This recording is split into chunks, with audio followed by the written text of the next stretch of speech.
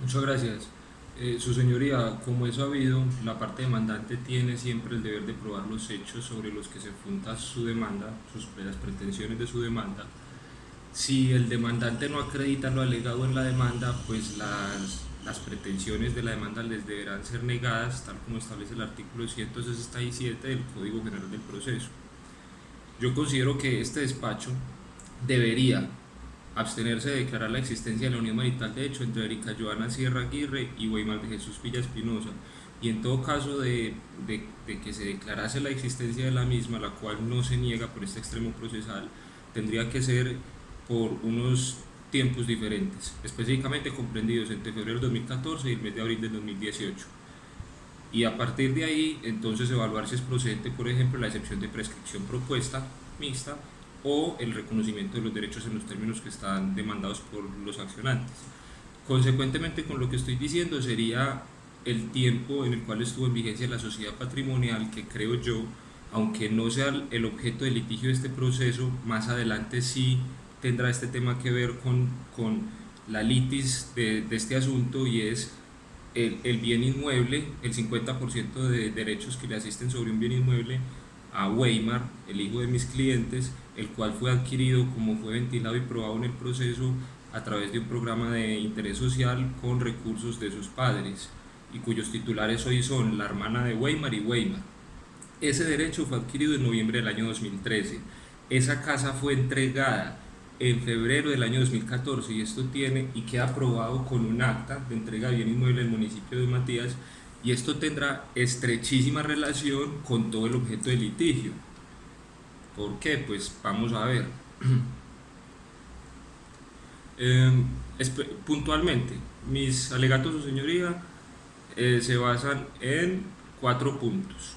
Primero, en la versión de los hechos, la demandante de Erika, cuando ella presenta la demanda a través de su apoderado, ellos advierten, esto lo tendrán que corregir después como para que sus pretensiones no sean desestimadas de entrada, que ellos se van a venir a la carrera 25B número 1927. Esto es en Don Matías. Ellos dicen que es durante 3 años, y esta es la casa que yo acabo de mencionar, que es entregada en el año 2014. Ellos dicen que luego, después de 3 años, se irían a vivir a la carrera 25, número 1907, también en Don Matías, algo así como a cuadra y media de la dirección anterior. Estos hechos que admite en la demanda la accionante son ciertos, son ciertos. Lo que no es cierto es los tiempos en los que se da, ¿cierto? Porque de hecho esto queda probado que la casa en la que dice a la que ellos empiezan a convivir en Don Matías fue entregada apenas en febrero del año 2014. Primero, esa contradicción de la demandante. Segundo, que deberá obviamente ser valorada por usted, su señoría. Segundo, documentalmente en este proceso pues termina de quedar probado cuáles son los reales extremos procesales, porque tal como lo dijo el apoderado de la demandante, nosotros no nos oponemos a que existió una unión marital de hecho, pero sí nos oponemos a los términos. Entonces, la demandante aporta con la demanda una declaración juramentada ante una notaría con testigos, suscrita incluso por Don Weimar, en la que en vida ellos decían cuánto tiempo llevaban de convivencia. Eso fue en el 2017, ahí se dice que llevaban expresamente 3 años, ese documento reposa en el expediente. 3 años nos da a partir del año 2014, es exactamente la versión que nosotros le traemos a su despacho, que ellos inician la convivencia en el año 2014. Al interrogársele en audiencia en su declaración de parte la señora Erika acerca de esta inconsistencia, venga, pero usted me trae una declaración aportada por usted que dice que es desde el 2014, pero usted está diciendo que es desde antes, acláreme esto. Insólitamente, su señoría, pues la explicación que ya es que este documento es para cumplir con un trámite ante la embajada americana que solo le exigía 3 años. Pues yo le pregunto, si lo mínimo son 3 años, es apenas obvio que decir la verdad, no mentir en la declaración y poner que la convivencia había sido muchísimo más prolongada, le iba a servir de más, ¿cierto? Esto creo que no solo genera suspicacia, sino que es pues un indicio de que la demandante miente en la versión que le presenta a su despacho. Es cierto, tal como declaran en esa declaración de extrajuicio, en esa prueba documental, que si don Weimar estuviera vivo hubiera venido a declarar en este despacho que ellos empezaron a convivir es desde el año 2014. Creo que eso queda exhaustamente probado en este despacho. Mm. Perdón. Tercero, perdón. Tercero, los testigos del accionante, a diferencia de lo que afirma el apoderado de la demandante, a mí me parece que fueron contradictorios, que fueron sumamente confusos.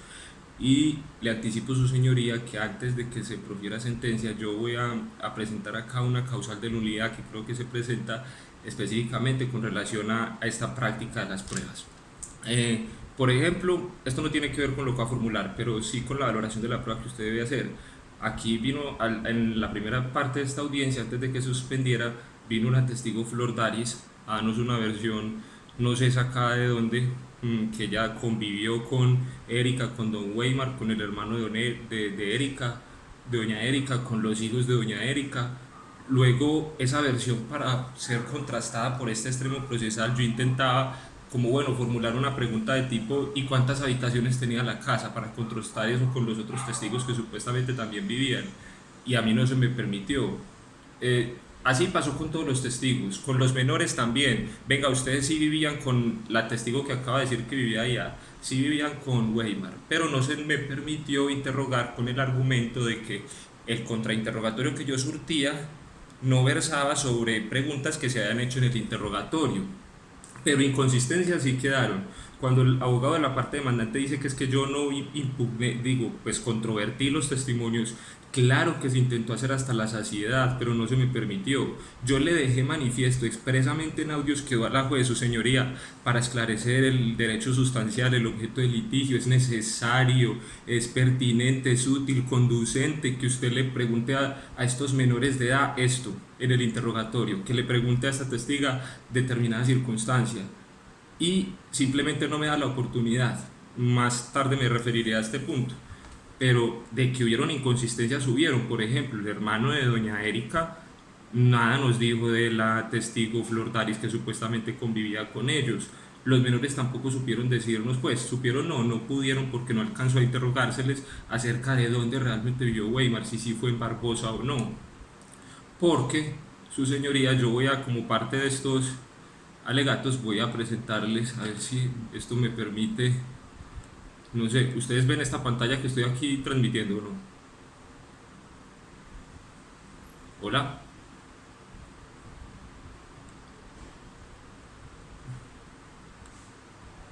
permítame, esto, ¿se alcanza a ver o no? Ahí, ¿se alcanza a ver? Bueno, ok, lo expongo verbalmente, aunque era más fácil mirarlo. Mi versión de los hechos, su señoría, es, para decirlo de una vez, en agosto del 2012, Weimar vive con su familia en Santo Domingo. En esa fecha conoce a Erika. Es cierto, como dicen los demandantes, que poco después de que se conocen se van a vivir, sí, pero miren pues cuando se conocen en agosto del 2012. Luego, más tarde, en noviembre del año 2013, aún vive Weimar con su familia en Santo Domingo. Y que quede muy claro, los papás de Weimar, la familia de Weimar, familiares, testigos a los que debe revestirse la mayor credibilidad en un proceso de familia, dicen que Weimar nunca se había ido de su casa hasta que se fue a vivir con Erika. Él siempre convivió con ellos. ¿Cuándo? Lo tienen muy claro, en el año 2014. Porque en febrero de 2014 inicia la convivencia con Erika. ¿En dónde? En Don Matías. Porque don Weimar jamás, desde que nació hasta que falleció, vivió en Barbosa. Él nunca vivió en Barbosa. Entonces, cuando se va de su casa, se va es para Don Matías y se va a la casa que el municipio les entrega a los papás y a Weimar, a mis clientes y a Weimar, y a estrenar esa casa, a estrenar convivencia fuera de su hogar.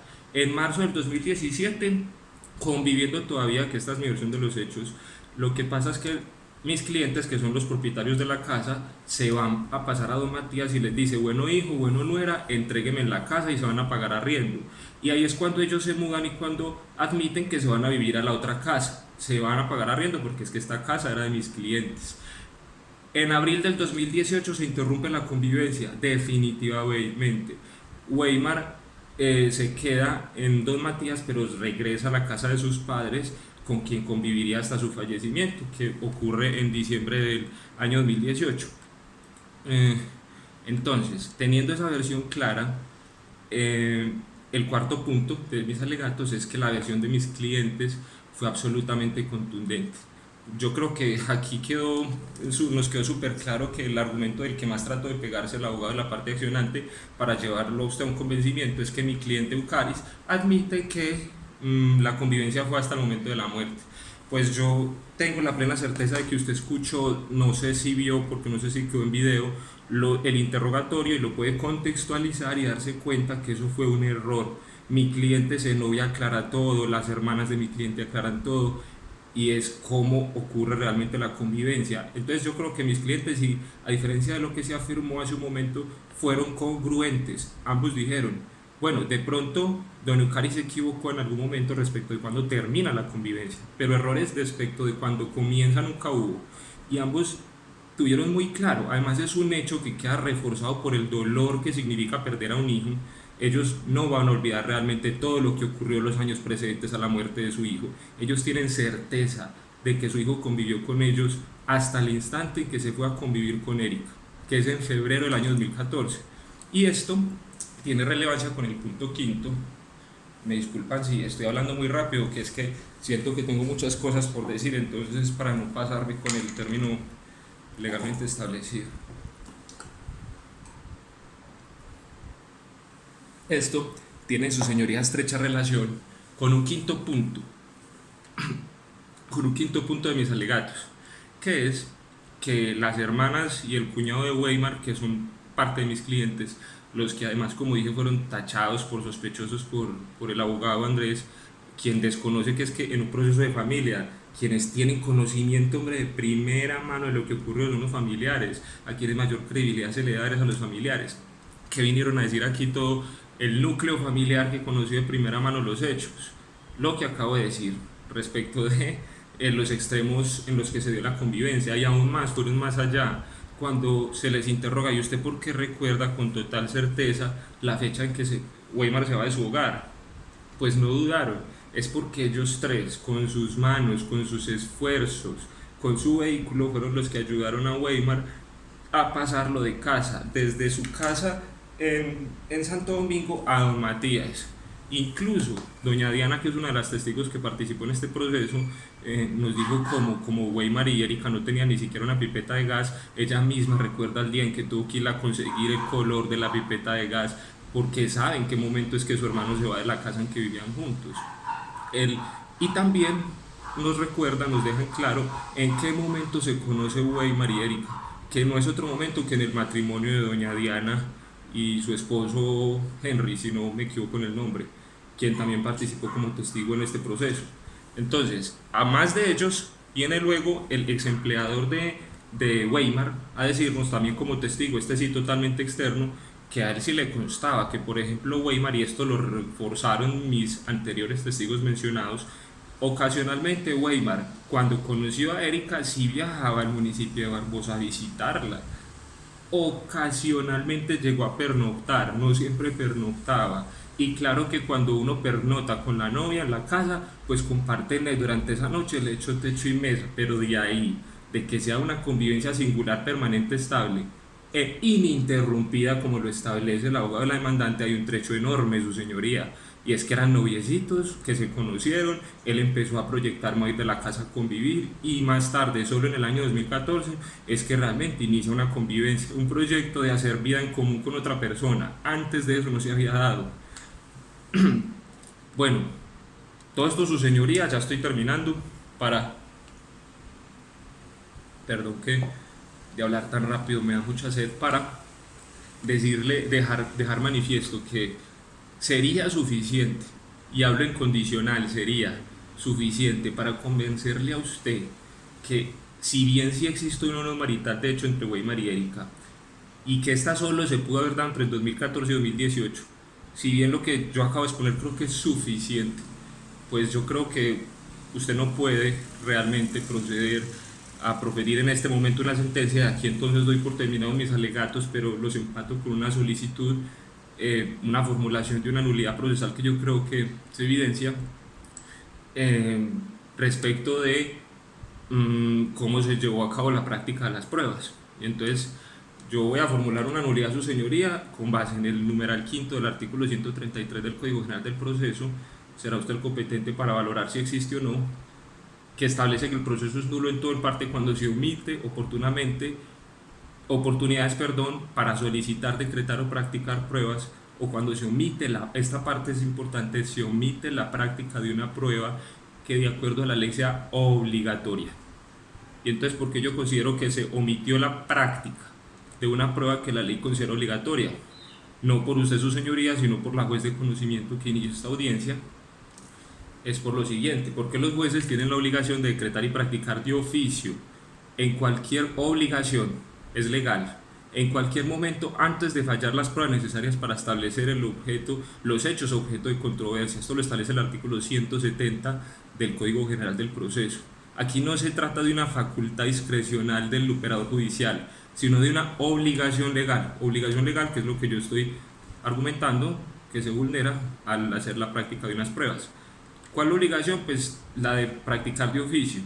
Puntualmente la ley desarrolla esto, y es que para que un juez practique de oficio una prueba es necesario sustentar y acreditar que dicha prueba es necesaria para llegar a la verdad y a la justicia material. Yo hice eso en mi intervención durante esta audiencia en al menos 3 o 4 partes, creo que quedó grabado. Su señoría, es importante para esclarecer si realmente convivían o no entre tales fechas que pregunté esto. Y la juez, caso omiso, no ejercía sus poderes judiciales, pero hacía en cumplimiento de su obligación. Y es bueno, vamos a esclarecer el derecho sustancial. Con los testigos hay un requisito especial establecido en el inciso primero del artículo 169 del Código General del Proceso, y es que al menos deben ser mencionados en cualquier acto procesal. Aquí no eran testigos mencionados, sino testigos que estaban en audiencia rindiendo testimonio, que yo creo que todavía tienen y pueden ser escuchados la verdad para esclarecer, si es que aún queda en duda, el derecho sustancial que nos ocupa.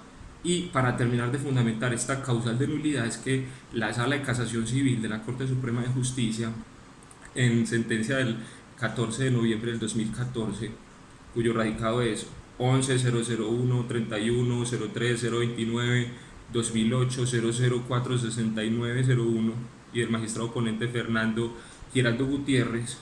Bueno, en esta sentencia la Sala de Casación Civil ha señalado que se presenta una violación indirecta de la ley sustancial, que de paso es la causal segunda prevista en el artículo 336 de casación, ¿cierto? Cuando el juez, sin razón y con fuertes motivos para que lo haga, no decreta o practica una prueba de oficio necesaria para probar los hechos determinantes en el proceso. Pues yo creo, su señoría, que este hierro se presenta desde la práctica probatoria. Había cuenta que lo advertí, se lo dije a la juez, le advertí que eso constituía una violación de mi derecho de defensa, que me dejara interrogar, y sino que ella misma lo hiciera para yo poder contrainterrogar, pero ni el apoderado de la demandante lo permitió, aludiendo a argumentos procesales, aun cuando aquí prima el derecho sustancial, y la juez pues le dio la razón. Entonces doy por terminados mis alegatos de conclusión y formulada la solicitud de nulidad para los efectos procesales. Muchas gracias.